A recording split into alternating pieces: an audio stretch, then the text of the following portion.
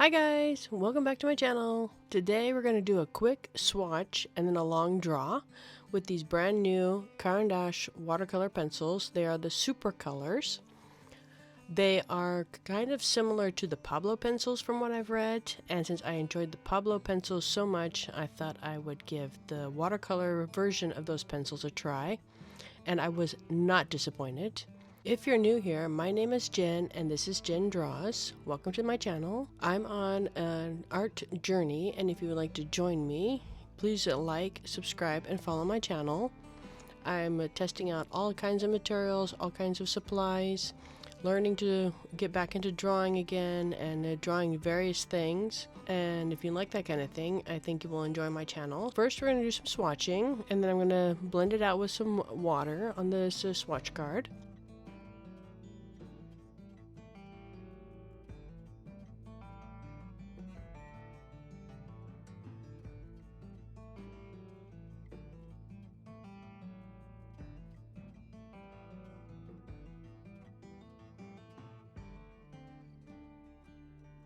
On screen are my Patreon members. Thank you guys. I appreciate you so much. And if you would like to also follow me on Patreon, you can follow for free. And there's also a tip jar tier. And you will also then get access to the Discord, whether you follow for free or you pay or you just want to do the Discord, that's fine too. I will have both linked down below. In my Discord, I'm doing a lot of chatting there with people. It's a bit more private, and maybe you don't feel like posting on YouTube, but you can join us on Discord, and we have several different topics we're talking about. Books we're reading, gaming we're doing, any art stuff we're working on. You can post it over there and we can all chat about it together. On screen you see I'm comparing the SupraColors to the Pablos. They are exactly the same colors in both sets, just one is a watercolor pencil and the other is not. I went ahead and also swatched them out on that tone tanned mixed media paper from Stillman Birn, the Nova sketchbook. They worked wonderfully on it. I was not disappointed at all. They are pretty much just exactly like the Pablos, maybe a little softer. And of course, if you add a touch of water to them, they disperse their color pigment and are very nice and very fun to play with on this paper.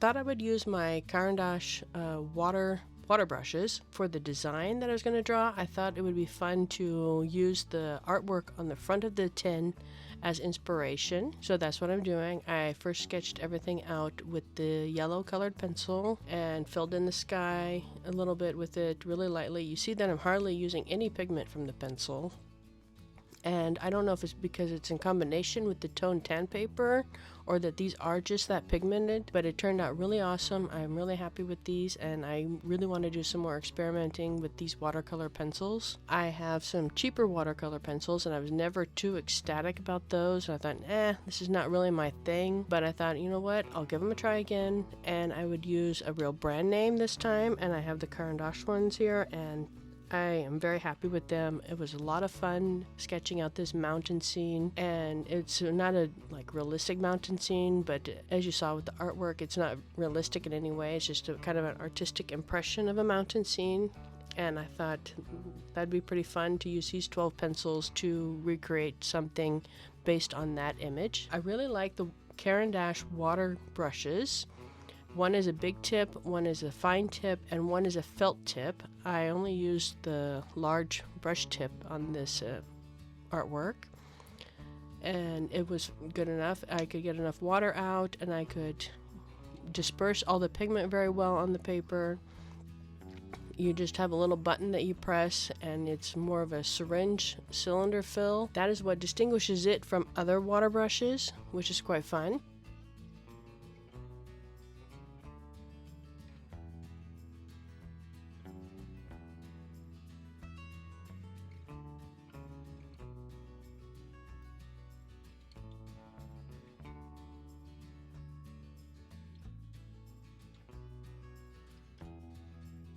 And here you can see how well it disperses all the pigment and how nice it is and how soft and smooth it looks.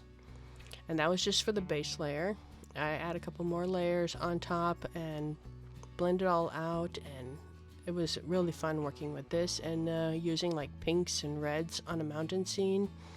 That was a lot of fun. You know, usually you think of that like as in the sky for like a sunset and whatnot, but I used the pinks and the purples on the mountains like they had in the image on the tin. I thought that would be really fun to do, try and recreate that look and theme and funness of it, and it sure was a lot of fun. I had a lot of fun doing this. You can see that that purple is really pigmented, just a little bit of water and it just goes everywhere, and it really, I didn't think I had that much on the paper, but apparently I did because it was really dark and really saturated and a little much for the first layer, but I wiped a bit of it off on that paper towel and then I was good to go.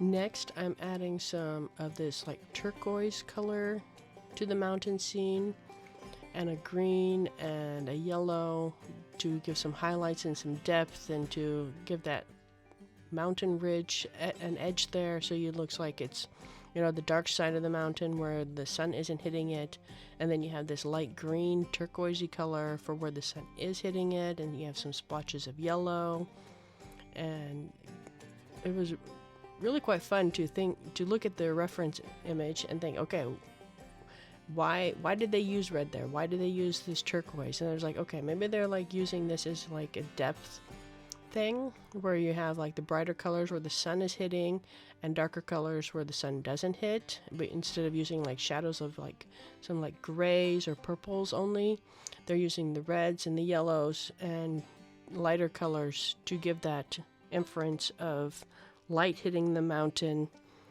And it was a lot of more playful, and then that was really quite fun to think about that art in this way. I then added some red to the sky since it did look like it was a bit of a sunset, or maybe it was even a sunrise coming over this mountain, which was really fun. I was wondering how this was going to layer up and what would happen once I hit it again with the water. Was it going to be really bright red, or was it going to mix together and I was going to get more orangey colors? And I just was doing a lot of experimenting while creating this mountain scene as well. I then added some blues because it looked like there was a bit of a stormy sky to the left in the image. So I added some blues over the yellow. And as you can see, it is making a bit of a greenish color while mixing on the paper, so that was interesting. And then adding a bit of purple to add some darkness and a bit of mystery to the sky. Then we're adding some green patches here for the grass. And so in this image, I also used all 12 colors. I really wanted to make sure to use all 12 colors in this while I was creating it. I think it's fun to use a small set like this and then see how far you can push things and try it out and mixing the colors and seeing what it all does. And like I said, I sketched with the yellow pencil, and when I went over it with this midnighty blue color, you can see it is turning green, and I thought that was really cool. I've done artwork with colored pencils before, but they never mixed. The colors never really mixed well. Maybe it's because I've always used cheap pencils, or maybe it's because these are watercolor pencils and they just happen to mix a bit better, or they're high quality. I don't know. I just noticed that it was like turning green while I was going over the yellow line with my blue pencil. So that was really fun. I'm using, I believe this was like dark purple, navy color to give a bit of a ridge line there, to give some depth to the mountain where you have mountains overlapping one another. And then I used this fuchsia pink color to show like where the light would be hitting it. Again, adding more depth and creating that illusion of light hitting where the light hitting the mountaintop there, and giving some funness to it as well.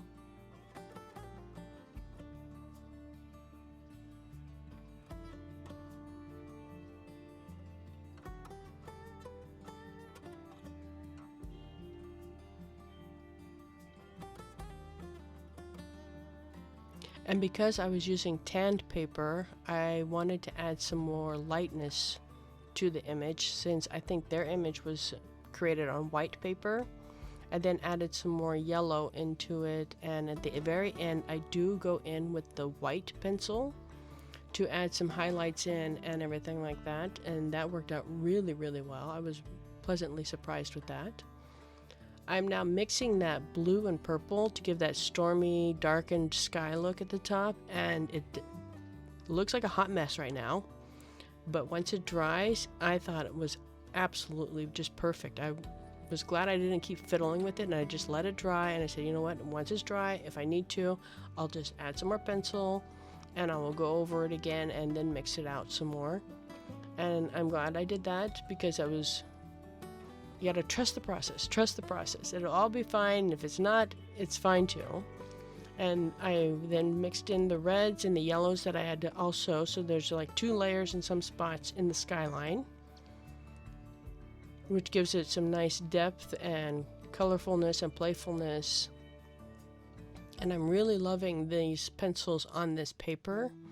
The paper did curl a little bit, but not too bad. I mean, I didn't totally soak the paper. I mean, it's not like I'm using actual watercolor on this paper, and just using a little bit from this water brush, and it curled a little. I mean, I didn't clamp it down or tape it down or anything, which is fine.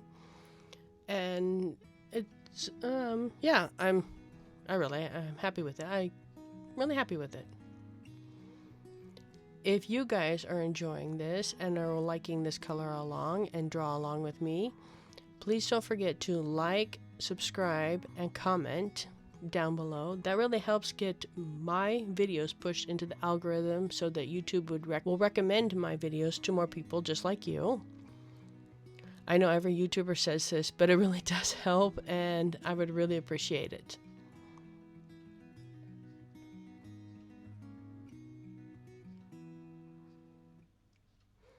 Now I'm going in and liquefying all that color pencil that is on the mountain still. I did wait a little bit in between the sky and before doing the mountains, because I didn't want anything to bleed over, and I didn't want to lose my nice crisp edge that I have between the mountain and the sky, because I've done that before with watercolor, and it's really heartbreaking when you don't wait for the paper to dry and then you add color and water, and then it just bleeds into one another and you get these ugly little blossoms.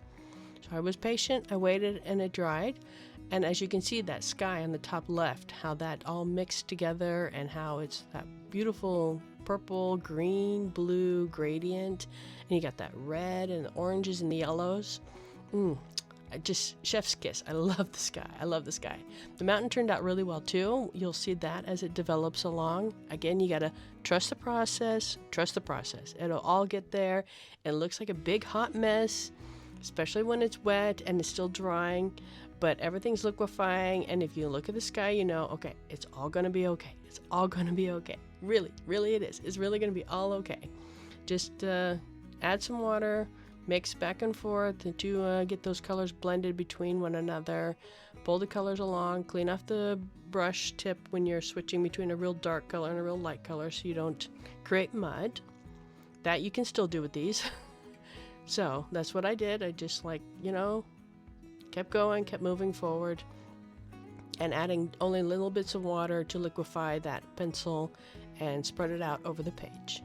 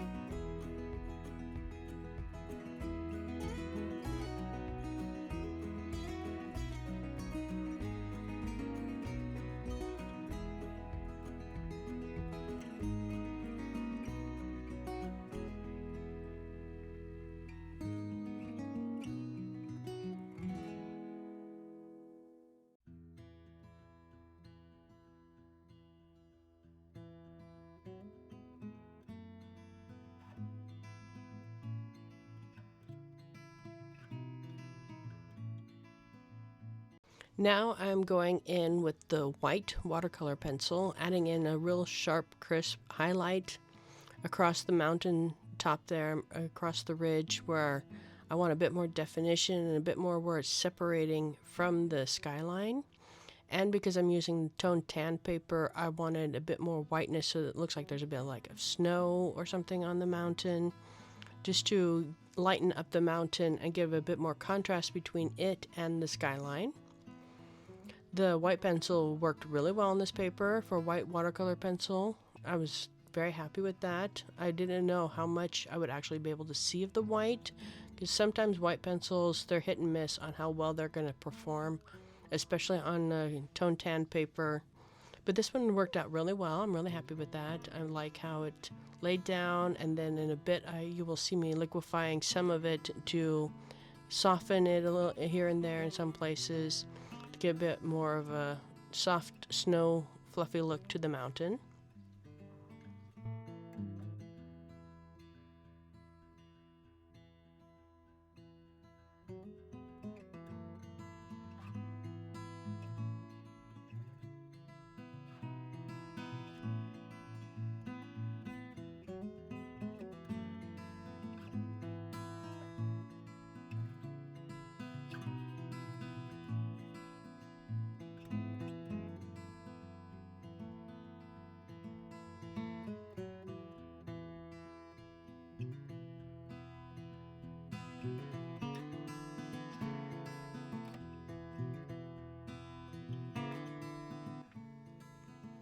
And as I also noticed from the reference image that they had gone over the top of their image with just the pencil used as is to give some texture here and there as well. So I thought, okay, I'll do that as well. Since these pencils, just because they're watercolor pencils, doesn't mean that you need to liquefy it all the time when you use them. You can use them also just as regular colored pencils. So that's what I did. And like I said, I did use every single color in this 12 set on this image. That was really fun. And I just added some strokes here and there, some lines, some scribbles, just so that it gives some texture to it, since it's not, well, a real watercolor painting. Usually the watercolor paintings are really soft and you get these soft washes and everything.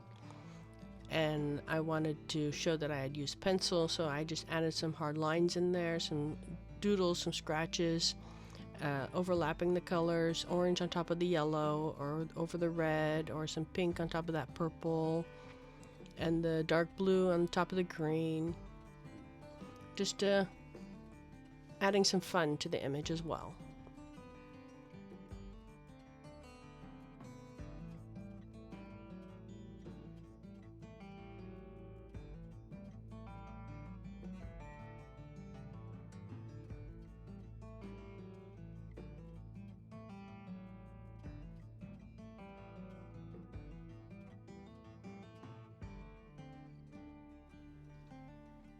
You can see there the paper is, buckling is a big word. It's rolling over. And that's because I had used quite a bit of water there on that side of the paper doing the sky and the mountain. But I find that minimal. I mean, this is a really small sketchbook, and yet it handles the water really well. And so I'm really happy with this and how it turned out. And of course, it didn't bleed through or anything like that because it's just watercolor pencils. It's nice and smooth. I'm very happy with it, and I want to say, if you like this kind of videos, please again don't forget to like, subscribe, and follow, and turn on the bell notification. And until next time, guys, bye.